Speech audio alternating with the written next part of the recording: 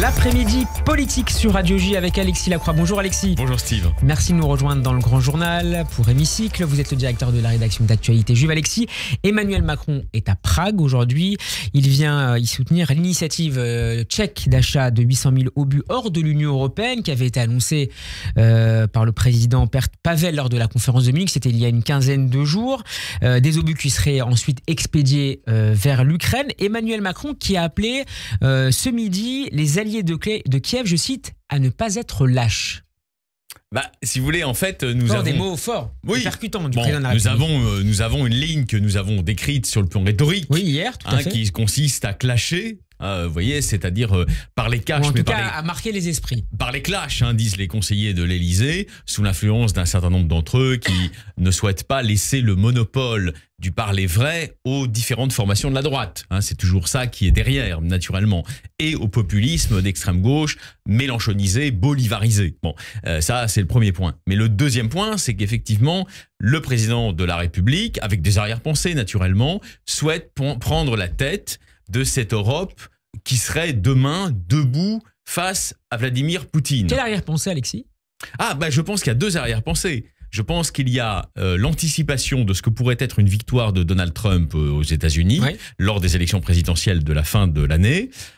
Et ceci aurait probablement pour conséquence la mise en place d'un programme plus isolationniste, tout au moins sur ce terrain-là. On peut penser que Donald Trump ne serait pas dans les postures, on va dire, martiales, ou même si elles ne sont pas encore directes, mais vous savez bien que l'administration Biden a aidé considérablement, logistiquement, militairement, etc., l'armée de Zelensky. Qui se serait effondrée sans l'aide de Washington assez rapidement. Naturellement. Écoutez, à mon avis, il pliait les Gaules en 3 mois s'il n'y avait pas eu ce monitoring américain extrêmement intense. Pour autant, effectivement, Emmanuel Macron n'est pas sot, et je pense que c'est la deuxième arrière-pensée. Il sait très bien que dans l'état actuel des choses, une victoire claire et nette de l'Ukraine n'est pas possible. Et donc, évidemment, il ne souhaite pas, parce que le président de la République n'est pas une tête brûlée, il ne souhaite pas déclarer la guerre à la Russie. C'est pas tellement ça, à mon avis, qui est en jeu dans ces déclarations. Mais à qui s'adresse-t-il lorsqu'il évoque ses alliés de Kiev qui ne devraient pas être lâches ?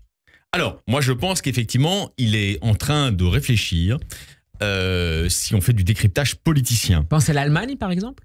Exactement. Il est en train de réfléchir au camp occidental en globalité, et en particulier à des pays qui ont toujours été sur une position d'appeasement à l'égard de la Russie poutinienne. Il pense naturellement à la chancelière Angela Merkel et aujourd'hui aux positions mesurées d'Olaf Scholz. On ne va pas forcément les critiquer, voilà. Et il souhaite se poser pour l'avenir en conscience européenne de la lutte contre le, entre guillemets, je dis entre guillemets, nouveau totalitarisme poutinien. Cela ne veut pas dire qu'évidemment, il prend la tête de ceux qui voudraient déclarer une guerre ouverte à la Russie. Ce serait d'ailleurs, par parenthèse, sur le plan géopolitique, une folie absolue. Mais il veut, en revanche, envoyer l'image d'un dirigeant européen, disons, de premier plan. Aujourd'hui, il l'est, quoi qu'on pense par ailleurs de sa politique, qui se tient debout face à Poutine, face à ses réseaux, en Europe occidentale. Et ça passe par une augmentation des livraisons à terme d'armes, d'équipements français ? Ça, c'est à lui de le décider. Je pense que entre nous, c'est pas gagné. Et je pense aussi que le président de la République a parfaitement conscience du fait que ce serait considéré du point de vue russe, ça a été dit d'ailleurs à plusieurs reprises par le ministre des Affaires étrangères de Russie, Sergueï Lavrov, comme une ligne rouge franchie. Vous le pensez bien, vous voyez. Et donc, effectivement, je crois que le président de la République fait de la politique, au sens de ce point de vue-là, le plus politicien du terme. Il se promène sur une ligne de crête, une ligne de crête, affirmation d'une sorte de puissance française pour, protéger l'Europe de demain contre ce péril sur stabilité, et de l'autre côté, évidemment, empêcher toute montée aux extrêmes, toute escalade, comme il le disait hier. Mais alors justement, je voudrais y revenir à cette interview publiée dans un quotidien tchèque. Le chef de l'État est revenu sur ses propos très commentés, mais aussi très critiqués, notamment en Allemagne, sur la possibilité d'envoyer des troupes occidentales en Ukraine.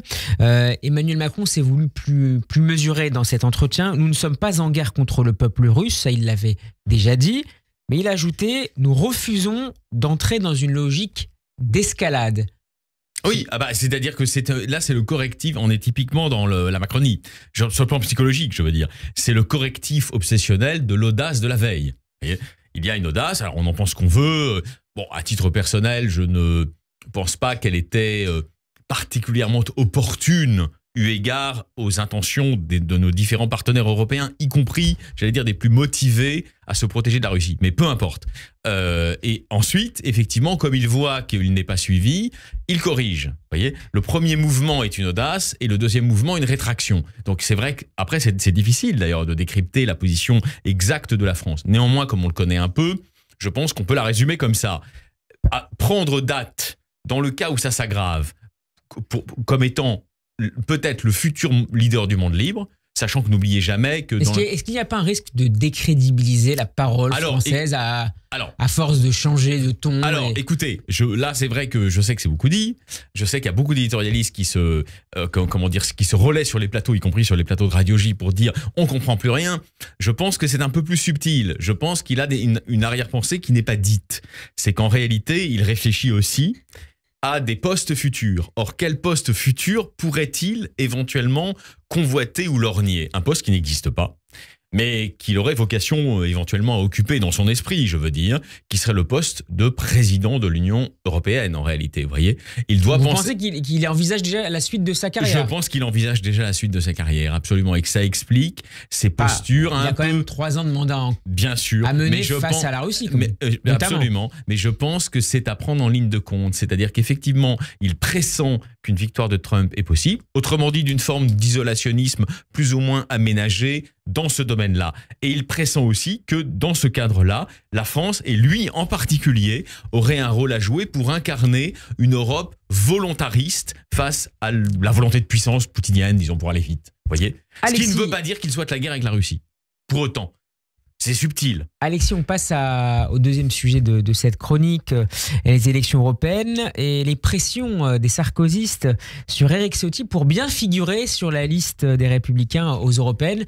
C'est notamment le cas de Nadine Morano. Alors disons qu'effectivement, les droites partent toutes en ordre dispersé, mais ça y est, c'est parti. Jordan Bardella a donné à Marseille une démonstration de force de son parti, avec la certitude qu'ils seront très largement devant tous les autres. Avec ce thème de l'effacement de la France. Avec ce thème de l'effacement de la France. Il a voulu griller la politesse à Éric Zemmour, mais qui n'a, comme vous vous en doutez, pas dit son dernier mot, et qui ce week-end va tenir son meeting et sera évidemment sur ces thèmes-là. Comment nous allons perpétuer la belle aventure française, je reprends ces termes. Une campagne identitaire là aussi ? Enfin, civilisationnelle et identitaire si vous voulez, oui absolument, mais c'est absolument évident, dont il délègue, j'allais dire, l'organisation pratique à Marion Maréchal, mais c'est quand même l'esprit du zémourisme. C'est l'esprit du zémourisme qui va souffler dans le meeting, c'est une évidence. Et une semaine encore après, 15 jours encore après, il y aura le lancement officiel de la campagne de la droite républicaine, avec ce meeting qui est promis donc pour le 23 mars, si je ne dis pas de bêtises, à Paris. Voilà. Donc, mais les grandes manœuvres vont commencer. Les listes ne sont pas, la composition précise des listes n'est pas dévoilée. Donc, vous vous doutez bien que les couteaux sont sortis. Et ce que j'analyse avec vous en direct, c'est qu'au fond... Il nous reste 8 minutes. Ouais, mais c'est intéressant.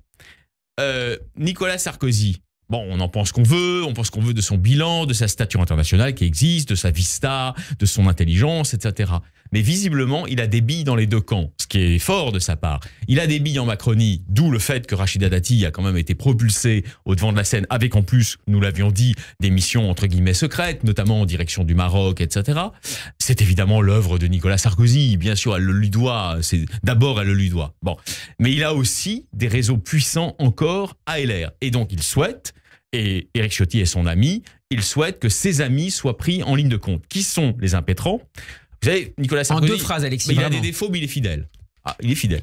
Donc, il est fidèle à Brice Hortefeux, qu'il souhaite son ancien ministre de l'Intérieur. Mais il est fidèle aussi à Nadine Morano, qui, dans la stratégie de LR actuelle, qui est d'occuper le terrain populaire, entre guillemets, c'est-à-dire celui-là même du RN, est une carte intéressante. Pourquoi ? Parce que ça fait longtemps que Bardella voudrait la prendre dans ses rangs et notamment dans sa liste. Donc s'il nommait Morano, dans l'optique de l'analyse de Nicolas Sarkozy, ce serait un gage en quelque sorte donné à cette partie de l'électorat qui aujourd'hui hésite entre LR et Bardella. Merci beaucoup Alexis Lacroix. Je rappelle que vous êtes le directeur de la rédaction d'Actualité Juive et qu'on peut notamment vous retrouver sur notre page YouTube. Bon après-midi à vous. Merci à vous Steve.